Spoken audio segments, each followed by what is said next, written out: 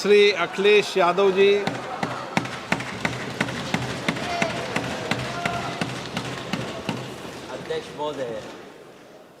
अध्यक्ष महोदय, मैं आपका धन्यवाद देना चाहता हूं कि इस महत्वपूर्ण विषय पे मुझे बोलने का मौका दे रहे हैं।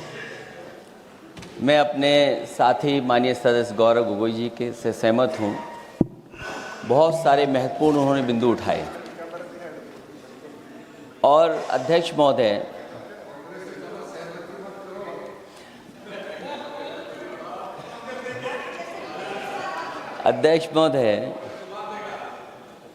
मुझसे ज़्यादा मेरे रिश्ते शायद हमारे विपक्ष के लोग ज़्यादा जान रहे हैं और जितना विपक्ष के लोग नज़र रखेंगे मैं समझता हूँ उतना रिश्ते और मजबूत हो जाएंगे। अध्यक्ष महोदय, मैं आंदोलन को बहुत दूर से देख रहा था और उस आंदोलन में जो जीत के बाद नारा लगा, एक नारा लगा अध्यक्ष महोदय, सरकार के खिलाफ नारा लगा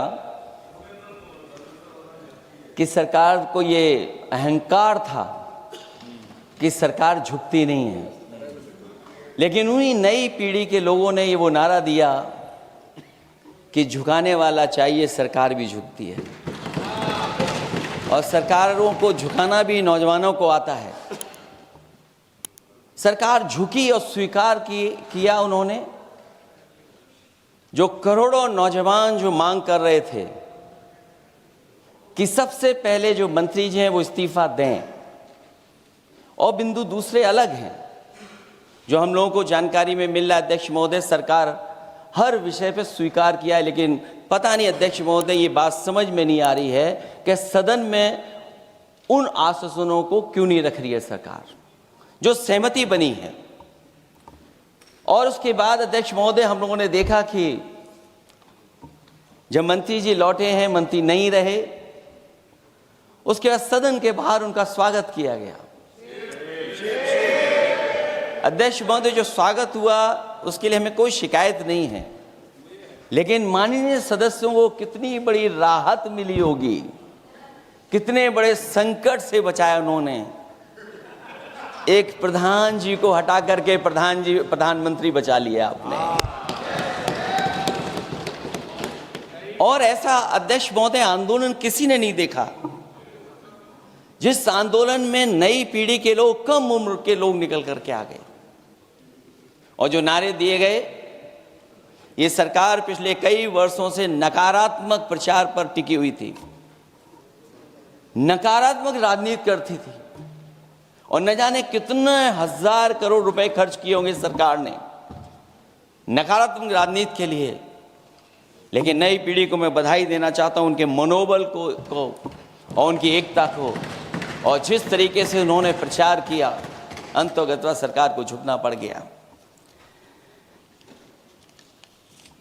भाजपा वचन नहीं देती, जुमला देती है। तो मुझे उम्मीद है कि सभी युवा नौजवानों का जो मांग की है उन्होंने, उन सभी मांगों को सरकार स्वीकार करेगी। और सरकार ये भी स्वीकार कर लिया होगा कि कोई दल मजाक में बना तो कितनी बड़ा दल बन गया। जो कोई चीज मजाक से शुरू हुई वो कितना सीरियस हो गई, और इतना सीरियस हुई कि हमारी सरकार लोकतांत्रिक हो गई कि जो उनको धरने पे बैठने दिया। सरकार लोकतांत्रिक थी कि उन्हें धरने पर बैठने दिया। हमने वो भी समय देखा है कि जहां पर धरने पर नहीं बैठने दिया, वर्षों वर्ष लोग बैठे रहे धरने पर, उनकी सुनी नहीं गई। इसी दिल्ली को घेरा था किसानों ने, और सरकार को लगा कि चुनाव आ गया तो सरकार ने तीनों काले कानून वापस ले लिए। जब सरकार घबरा जाती है, डर जाती है, तो सरकार स्वीकार कर लेती है। इसीलिए वो नारा मुझे अक्सर याद आता है कि झुकाने वाला चाहिए, सरकार भी झुकती है। जो विषय लाया गया है कि prevention of unlawful means act, सरकार को कम से कम ये बताना चाहिए था कि 2024 में जब ये लेकर के आए थे तो आज 2026 में कैसे पेपर लीक हो गया। और केवल गिनती के 1-2 पेपर लीक नहीं हुए हैं, ये ऐसा आंदोलन रहा जिसमें माँ बाप और नई पीढ़ी के लोग सब जुड़ गए। अगर हम ये माने कि 20 लाख बच्चों ने परीक्षा लिखी थी और उनके घर परिवार के सदस्यों को हम इसमें जोड़ दें, दादा दादी, माँ बाप और परिवार का कोई सदस्य, तो 5 लोग प्रभावित थे। और 5 गुना 20, 1 करोड़ लोग नाराज हुए सरकार से। और अक्सर हम पॉलिटिकल लोग हैं, हम लोग जानते हैं जब कभी आंदोलन करते हैं तो कितनी तैयारी करानी पड़ती है, गाड़ियों का इंतजाम, खाने का इंतजाम और इंतजाम। लेकिन ये पहला आंदोलन देखा कि जिसमें माँ बाप भी जुड़ गए और कहा कि जाओ बच्चों आंदोलन करो, हम आपके साथ हैं। ये पहला आंदोलन ऐसा देखने को मिला है। और केवल दिल्ली में नहीं हुआ ये, केवल दिल्ली में नहीं हुआ ये। अगर ये बात गलत है, अगर ये बात अध्यक्ष महोदय गलत लग रही है तो देश के होम मिनिस्टर साहब को ले आइए, वो सब एक्सप्लेन कर देंगे।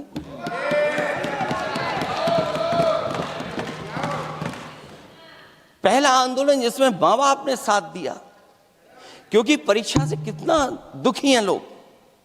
ये जो परीक्षाएं लीक हुई हैं, कई महीनों पहले ये किताब बना दी थी। और अध्यक्ष महोदय, जो लोग चढ़ावा चोरी नहीं बचा पाए, वो पेपर लीक कैसे बचा पाएंगे। जो भगवान के दरबार से दान गायब हो गया, दान चला गया, वो लोग पेपर लीक बचाएंगे। किस कानून को, जो कानून पहले बनाया उसी कानून का संशोधन करके लेकर आए। किसकी आंखों में आप धूल झोंक रहे हैं। और अगर कानून से बच रहा होता तो भाजपा की 10 साल की सरकार में 20 परीक्षाएं कैसे लीक हो गई। 20 परीक्षाएं लीक हुई अध्यक्ष महोदय, जिसमें कोर्ट तक जाना पड़ा, उसके बाद परीक्षा रद्द हुई है। दरोगा भर्ती का पेपर लीक हो गया, जूनियर इंजीनियरिंग के भर्ती का पेपर लीक हो गया, ग्राम विकास पंचायत अधिकारी का पर्चा लीक हो गया, नलकूप चालक भर्ती का, यूपी टीईटी का परीक्षा लीक हुआ। और एक बार नहीं हुआ, 3 बार पेपर लीक हुआ यूपी टेट का। हाई स्कूल बोर्ड का परीक्षा लीक कर दिया, इंटरमीडिएट की बोर्ड की परीक्षा लीक हुई, इंटरमीडिएट का फिर परीक्षा का लीक हुआ, कई बार हुई। सिपाही भर्ती लीक हुई। आप सोचिए कितनी परीक्षाएं लीक हुई हैं। और नीट परीक्षा कोई पहली बार लीक नहीं हुई, दोबारा लीक हो गई, कानून बनने के बाद लीक हुई। सहायक प्रोफेसर भर्ती लीक है, लेखपाल भर्ती लीक हुई। यूपी जैसे स्टेट, जो सबसे बड़ा स्टेट है, जहां से प्रधानमंत्री चुन करके आते हो, वहां तक पेपर लीक हो जा रहा है। और जो संस्था परीक्षा एग्जामिनेशन करा रही है, वो एनटीए में भी आउटसोर्स कर दिया आपने। हम विपक्ष के लोगों को तो डर ये लगता है अध्यक्ष महोदय, कहीं ऐसा ना हो कि ये पूरी सरकार को आउटसोर्स कर दें। आउटसोर्स सरकार है, जो सबसे विश्वसनीय संस्था है, उसमें आउटसोर्स पे आपने कर्मचारी को रखा हुआ है। किस बात की जवाबदेही है? यही अकाउंटेबिलिटी है आपकी? कहीं अकाउंटेबिलिटी ये तो नहीं है, आप अकाउंटेबिलिटी को ये कहीं समझ बैठे हो कि अकाउंट को भर दे वो एबिलिटी वाला ही हमें चाहिए। कहीं वो अकाउंटेबिलिटी तो नहीं है। आप बताइए, एनटीए को आउटसोर्स किया हुआ है आपने। जिस संस्था की जिम्मेदारी है महत्वपूर्ण परीक्षा कराने की, उसमें सब आउटसोर्स। और ये सच कहा कि कांग्रेस पार्टी के माननीय सदस्य ने मांग की है कि वो हम लोगों को पता होना चाहिए आखिरकार कौन लोग थे जो आउटसोर्स होकर के बैठ करके परीक्षा में इस तरह की घोटाला कर रहे थे। आखिरकार जवाबदेही क्या है, किसकी थी? और फिर केवल नीट की परीक्षा की बात करें और परीक्षाओं की बात करें, अगर हम अध्यक्ष महोदय, जब से सरकार बनी है तब से सरकार की कोशिश रही है कि शिक्षा, परीक्षा और यूनिवर्सिटी का ताना बाना पूरा ध्वस्त हो जाए, उसको एक रंगी बना दें हम, उसमें अंडरग्राउंड अनरजिस्टर्ड लोग शामिल हो जाएं। ये पिछले जब से भारतीय जनता पार्टी की सरकार आई है तब से हो रहा है। और फिर शुरुआत कहां से होती है? क्योंकि आप नहीं चाहते कि देश के गरीब लोग पढ़ें लिखें आगे बढ़ें। सरकार ने सबसे पहले हमला किया प्राइमरी स्कूल पर, और प्राइमरी स्कूल कितने बंद किए हैं आपने? जहां से बच्चे की शिक्षा की यात्रा शुरू होती है। एक गरीब परिवार का बेटा, बच्चे कहां से पढ़ करके निकलते हैं? सबसे पहले प्राथमिक शिक्षा सरकारी स्कूलों से पढ़ करके निकलते हैं। हमारे बहुत सारे माननीय सदस्य होंगे, वो उन्हीं प्राथमिक विद्यालयों से पढ़ करके आज इस सदन तक पहुंचे होंगे। आपने सबसे पहले स्कूलों पे हमला किया, और प्राइमरी से लेकर के नौकरी तक पे आपने हमला किया है। युवाओं के भविष्य पर आपने चोट पहुंचाने का काम किया है। और जो प्राइमरी स्कूल जो आपने बंद किए हैं, वो इसीलिए बंद किए हैं आपने कि पिछड़े, दलित और गरीब के वर्ग के परिवारों के बच्चे पढ़ लिख न जाएं। क्योंकि आज भी अगर हम देखते हैं प्राइमरी स्कूल में कौन पढ़ने जा रहा है? सबसे समाज के गरीब परिवार के बच्चे पढ़ करने जा रहे हैं। सबसे पहला हमला आपने वही किया, और इसीलिए किया क्योंकि नींव पर ही अगर हमला होगा तो ये आगे नहीं बढ़ पाएंगे। जो आंकड़े सरकार के बताए गए हैं, 1 लाख से ज्यादा सरकारी प्राइमरी स्कूल बंद कर दिए सरकार ने। और अगर ये बात गलत है तो हमें उम्मीद है सरकार इस पर भी जवाब देगी। और अगर हम आंकड़े निकालें तो जो आंकड़े दिखाई दे रहे हैं, यूपी में सबसे ज्यादा प्राइमरी स्कूल बंद हुए हैं। और ये सरकार के आंकड़े हैं कि 7 लाख से ऊपर विद्यालय थे जो अब 6 लाख रह गए हैं। और यूपी में तो सबसे ज्यादा बंद हुए हैं। उत्तर प्रदेश में 26,386 सरकारी प्राइमरी स्कूल बंद कर दिए सरकार ने। और केवल प्राइमरी स्कूल बंद नहीं किए हैं, नौकरी पे भी हमला किया है। 69,000 शिक्षक भर्ती को लेकर के बड़े पैमाने पर घोटाला किया गया। और घोटाला इतना बड़ा है कि वो सभी कोर्टों में गए हैं और पिछले कई वर्षों से आंदोलन कर रहे हैं। कोई स्थान नहीं बचा अध्यक्ष महोदय जहां पर वो शिक्षक भर्ती के लोग न गए हों। मंत्रियों के यहाँ गए, आंदोलन किया है, हाई कोर्ट गए, सुप्रीम कोर्ट गए हैं। लेकिन देखिए सरकार भी कमाल की है कि सरकार उनको नौकरी नहीं देना चाहती। और इसलिए नौकरी नहीं देना चाहती है क्योंकि उन्होंने भर्ती गलत की है, और भर्ती में जिन लोगों का अधिकार छीना है वो सबसे ज़्यादा पिछड़े और दलित परिवार के बेटे, जिनका अधिकार इस सरकार ने छीना है। और ये अगर बात नहीं ठीक है तो हमें उम्मीद है कि सरकार इसका भी जवाब देगी। माध्यमिक स्कूलों को भी बंद किया जा रहा है, और बड़े पैमाने पे स्कूल बंद हुए हैं।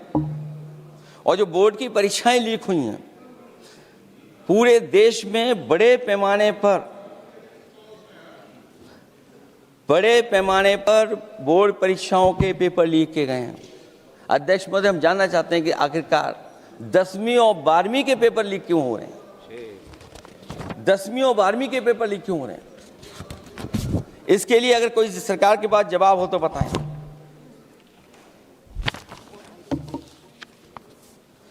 और जो बच्चियों ने जान दी है नीट की परीक्षा में, जब परीक्षा का पेपर लीक हो गया है, अध्यक्ष महोदय, मैं अपनी तरफ से, पार्टी की तरफ से और सभी की तरफ से उन्हें श्रद्धांजलि देता हूं। और हमें उम्मीद है कि सरकार उन बच्चों की मांग मानेगी जिन बच्चों ने ये शर्त रखी है कि उनके परिवार के लोगों को 1 करोड़ मुआवजा दिया जाए।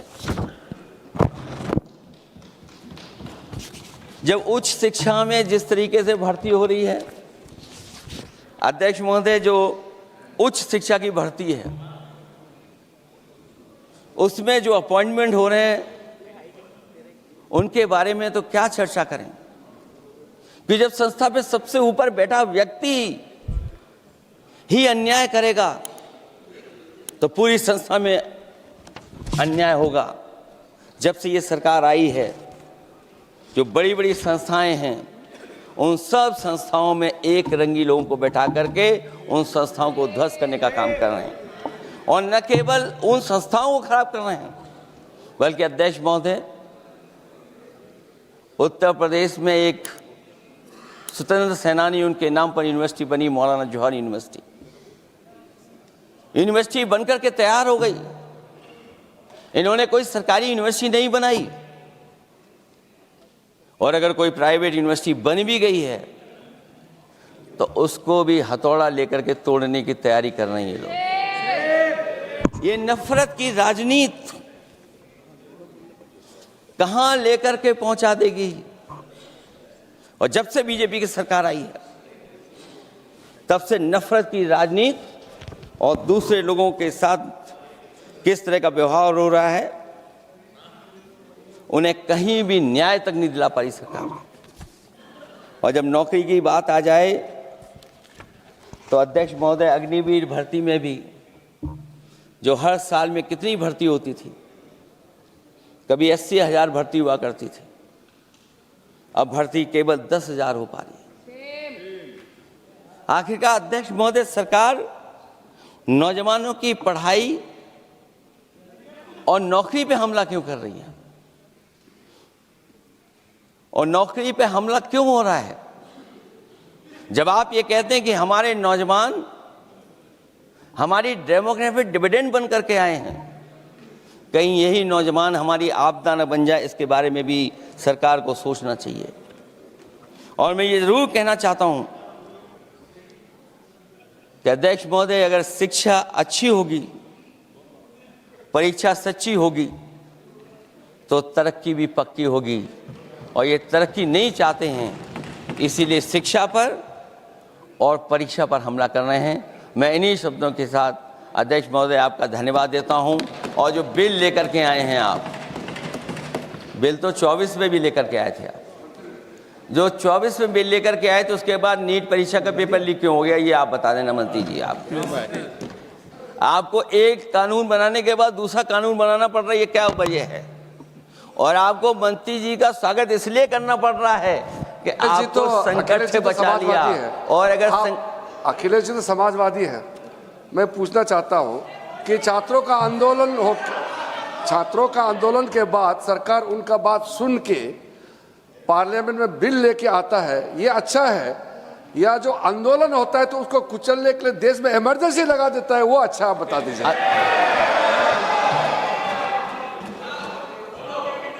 अध्यक्ष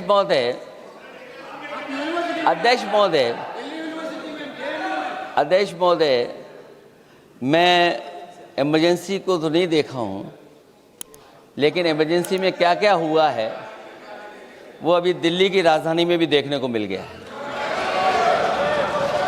आंसू के गैस के गोले और लकड़ी में लगा हुआ कुछ कील का और कांटे की चीज़ें, उस समय करंट नहीं लगाया जाता था, इस बार करंट लगाया गया है।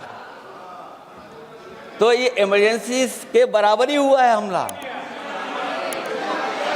कम नहीं है। इमरजेंसी से कम अन्याय नहीं कर रहे हैं आप लोग। और याद करिए अध्यक्ष महोदय, अगर इमरजेंसी इन्हें याद आ गई है, अगर इमरजेंसी अध्यक्ष महोदय इन्हें याद आ गई है, तो इमरजेंसी के बाद भी परिवर्तन हुआ था, और हमें भरोसा है कि इसके बाद भी परिवर्तन होगा। और अध्यक्ष महोदय, मैं आखिरी में कहना चाहता हूं, कानून से नहीं, नियत साफ होगी तब नीट का परीक्षा साफ होगी। सवाल कानून का नहीं है, आपकी नियत साफ नहीं है। और जिस समय आपकी नियत साफ होगी तो परीक्षा भी साफ हो जाएगी। और हमारे साथी जो कुछ और बातें उठा रहे हैं, आज मौका नहीं है लेकिन आपको भगवान भी माफ नहीं करेंगे, क्योंकि आप चढ़ावा चोरी में शामिल हुए हैं। और चढ़ावा ही नहीं, जो गुप्त दान था वो भी चोरी हुआ है, गुप्त दान। और ये पाप की श्रेणी में नहीं आता है, महापाप की श्रेणी में आता है। Akhilesh ji bill pay. और अध्यक्ष महोदय, आखिरी में मैं इतना ही कहना चाहता हूं, शिक्षा की रक्षा के लिए जो आंदोलन हुआ है वो हमेशा आंदोलन जीतेंगे। बहुत बहुत धन्यवाद, बहुत बहुत आभार प्रकट करता हूं आपका।